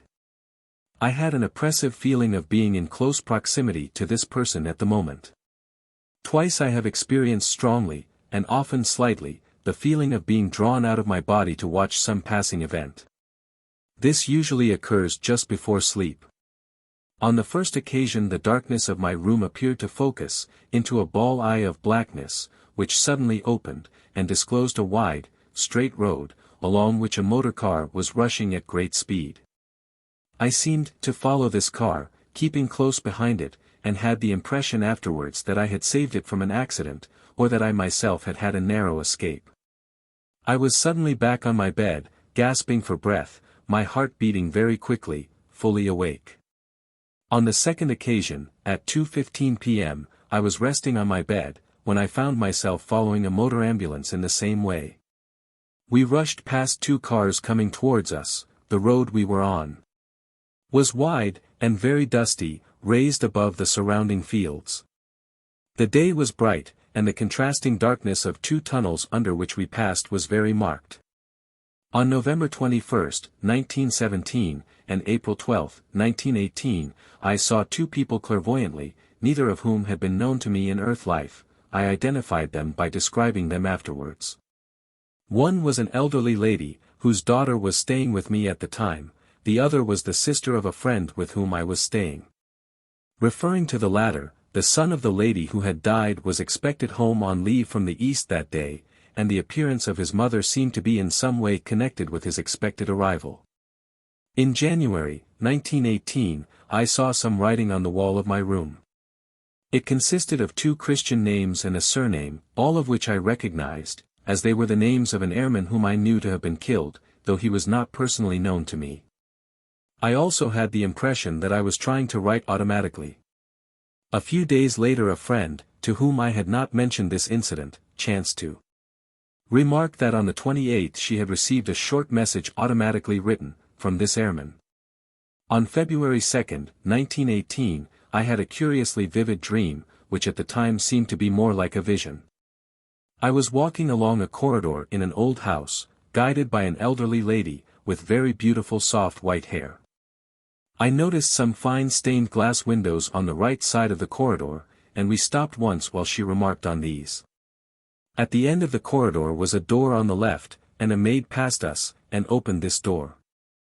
I glanced in, and saw the maid proceeding to lay the fire. The room was dimly lighted, as the curtains, blue in color, were not drawn back. The coloring of the room was indistinctly blue throughout. There was an old lady lying in bed, facing the window, and the one who was guiding me told me that this was her sister, who was ill. I have a dim recollection of such a house, but the clue is too slight to pursue. I have 3 times seen, clairvoyantly, the friend who has assisted me with this book, once when she was away on rather distressing business, once when I myself woke in the night with a feeling of distress. And the 3rd time for no reason that we can remember. During the spring of 1918, a stranger engaged in war work slept at our house for several months, and after she had left, I happened to sleep for one night in the room that she had occupied. I woke several times in the night, feeling very uneasy, and conscious of someone standing close to the bed. He leaned over me, and on his face was a very fixed, searching expression, and hard lines round the mouth. I shrank from the feeling of distress that he brought with him each time that he came near me.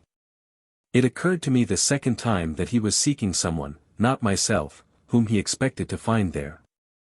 I therefore mentally explained to him that Miss X had left, and he disappeared. A few days later, I met Miss X, and she told me that a brother of hers was just reported missing. So far as I know, no news of him has been received. On August 14, 1918, at about 10 p.m., I had a strong presentiment that some tragedy had taken place, either that someone had died suddenly or been killed in the war. I mentioned this at the time to my friend. This ominous feeling remained with me for quite an hour, accompanied by great physical discomfort. My flesh seemed to creep, and I shivered. I also became aware that someone was in my room, trying to attract my attention, but I could see nothing, and had no idea who it could be. 2 days later a telegram came to my friend, asking her to break the news of a sudden death to someone staying in her house. Some years ago I attended the funeral of an old clergyman whom I had visited constantly during his last illness. The service was taken by his eldest son, who was also a clergyman. There was a long pause for silent prayer before the coffin was removed from the church, and glancing up during this silence, I saw that the officiating priest was standing before the altar, with his arms raised high above his head. He remained in this position for a curiously long time, and the congregation grew a little restless at the delay. I do not know whether anyone else became aware, as I did, of the cause of this delay. I could see quite plainly the outstretched arms and hands of his father, reaching down from above, and grasping his own. I knew the hands too well to mistake them. The son did not change his position till the father's grasp was relaxed. There seemed to be a special significance about this act, as the son had found some difficulty, during his father's later years, in maintaining sympathetic touch with him. The sense impressions recorded above, taken as a whole, affect one's normal life very little. I noted them carefully at the time, and put them aside, in case of possible verification later. 10. The potential value of communication. Before closing this short record, it may be of use to refer briefly to the potential value of communication from the other side, in general. and to touch on the opinions and criticisms expressed by those who have entered into this subject with us during the last 2 years, in many cases for the first time. Owing to the careful system of introduction pursued throughout, I have been fortunate and privileged in coming into contact only with those who have approached the matter in a dignified and thoughtful spirit. The only spirit in which such investigation is, to my mind, justifiable. In the case of public mediums, the protection of careful private introduction is often lacking, and they are at the mercy of an indiscriminate collection of sitters, who come with very mixed, and even unworthy, motives. In the latter cases, the communications received must necessarily be on a low level, and detrimental to all concerned. Many of the public mediums are high-minded and honorable people, who, owing to their sensitive nature, undergo a considerable amount of real suffering from unworthy influences such as these. If the extreme sensitiveness of this heightened consciousness were more generally recognized, sitters would, no doubt, hesitate to make use in the manner just indicated, of the rare powers placed at their disposal. On the other hand, it is a real refreshment and inspiration to high-minded mediums when they are brought into touch with sitters and communicators of a higher type, and the communications received under such conditions are often valuable, and a worthy outcome of the delicate vital force expended. There has often been a certain hesitation on the sitter's part with regard to entering into communication with the departed, and this is probably due to a natural and healthy sense of self-protection, which halts before the exploration of unknown ground, where even experts tread cautiously, and confess to only fragmentary knowledge. A very common attitude on the part of survivors seems to be expressed in the following words: "Can we not leave them in God's hands? Why attempt to call them back?" It may be well to point out that they cannot be called back against their will. They come at their own wish if at all. Perhaps the expression, "call them back," is in itself an unfortunate one, as it suggests a sharp division between the spirit world and our own, which is out of accord with much of the scientific thought of the day. Recent telepathic experiments have shown that thought transference is unhampered by the limitations of space, and for all we know, the worlds of spirit and matter may interpenetrate, as matter is interpenetrated by the ether of space. What limits can be set to the attraction power of thought, especially when the thought is permeated by love? If it is true that neither life nor death can separate from the love of God, may this not also be true of human love?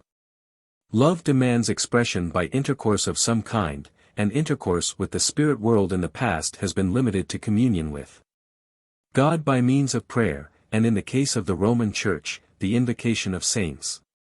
It is at least worth considering whether communication with our own departed friends may not be a perfectly natural and legitimate extension of the above. An important fact noticed by us is, that those on the other side often seem anxious to take any opportunity open to them of re-establishing the intercourse interrupted by death. And some of their attempts to do this have an element of pathos in them, as they try one channel after another in the hope of success. If, as is so often the case, the would-be communicator is a man of mature judgment, well-tempered mind, and unselfish character, such action on his part should be respected by his friends on earth, even though this involves some departure from their habitual ways of thought. It may be supposed that those in the next stage of existence are better judges on this question, so far as they themselves are concerned, than their friends on earth, who have had no experience of the change wrought by death. The decision that inevitably rests with the survivors is, what attitude they should wisely adopt towards such communication if it comes, and whether they themselves are in such a condition of mind and body as to render such communication beneficial to all concerned. We have had many personal testimonies as to the beneficial and uplifting effect of communication, but these letters are naturally of a private character.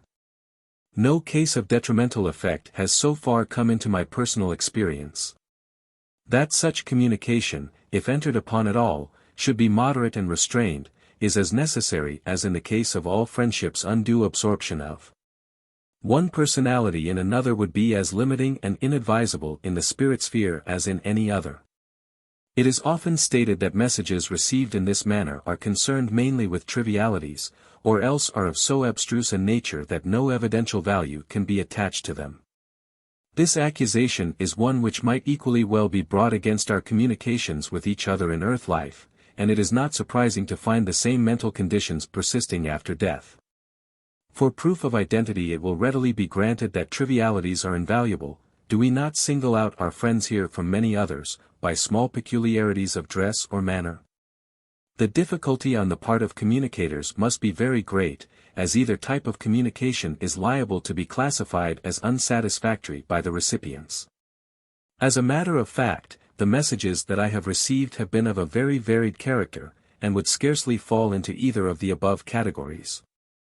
Some communicators tried to convey definite advice, some desired to give help of various kinds to their relations, some gave news of missing persons, correct in the majority of cases, some expressed a wish to heal a misunderstanding. Whilst others impressed upon their friends the fact of their continued and intensified love and interest, and spoke of the mutual efforts needed to link their world with ours. The messages have sometimes indicated that help needs to be received on the other side, as well as given. A few extracts follow which make this clear. Do not grieve only, grief is so short-sighted, I mean, it blocks the outlets, dear. I am close at hand, you must feel it surely. I cannot return, no. You face that one chasm, and then turn your back on it. I return in spirit, and we must learn to meet in this realm. It is a tremendous step, and uplifting to us both. A stepping stone upwards. You will see when grief is tamed, yes, it is a force which ravages. A curious appeal, made directly to ourselves, came one day from a stranger killed in the war, who gave the name of Sogno. He wrote with much agitation. Sogno is getting no help at all, no help, I say, cruel war. God is indeed cruel to men. I am bitter and so sad. Miss, I am appealing to your charity. I was called to fight against my will and better judgment. I am sad and alone here. We are not ready for this sudden change, how can we be? Help me, to you I appeal. You are reposeful, I felt it, and came like a hunted thing I was and am, but I want to understand. I cannot follow yet, I am confused. You are at rest, I see and feel. I remain near at present, may I? I am no one you need fear at all. I drink repose. I feel it, so it must be at hand. I get so perplexed, see glimpses at times only. I am helped. Ah, the sign of death. How we saw it on all hands. Your charity I appreciate. I go now. Ah, you women are lucky to be where you are, so late and dark. So wet. Sogno. Thank you. The case of Sogno is one of acute appeal for help. I am told that special private circles exist for the help of such cases, and that they are still carrying on the steady work begun in the stress of the war need. Testimony from those helped in these circles tends to show that in some cases, especially where the grip of physical conditions has been strong and painful up to the moment of death, the spirit finds himself best able to receive help from those still on earth, in order to prepare him for the further help that awaits him beyond. The close of earth life has come to these men in an unnatural catastrophic fashion, for which our world in general is responsible. They have missed the maturing influences of normal life at its later stages, and the responsibility of compensating partly for this loss rests with parents and friends here, as well as with those who are helping them directly in the spirit world. The thought of help by prayer is accepted by many, but the possibilities of direct thought help are as yet very inadequately used or understood. No one is without experience of such help in his earth life, and the appeal made by death is surely that we should transmute the power so commonly expended in hopeless grief into a fruitful, developing influence of mind upon mind. The growing belief in the continuity of life, and the fast vanishing fear of death, are two of the most marked effects of the new thought which has grown up around this subject. Another effect is the development of a new receptive attitude on the part of those here, as the realization slowly grows that the difficult process of rebuilding the social order need not be undertaken by ourselves alone, but may be a joint effort. Inspired by those whose wider outlook gives a larger scope to human enterprise, and a deeper insight into the ultimate possibilities of human life. The end.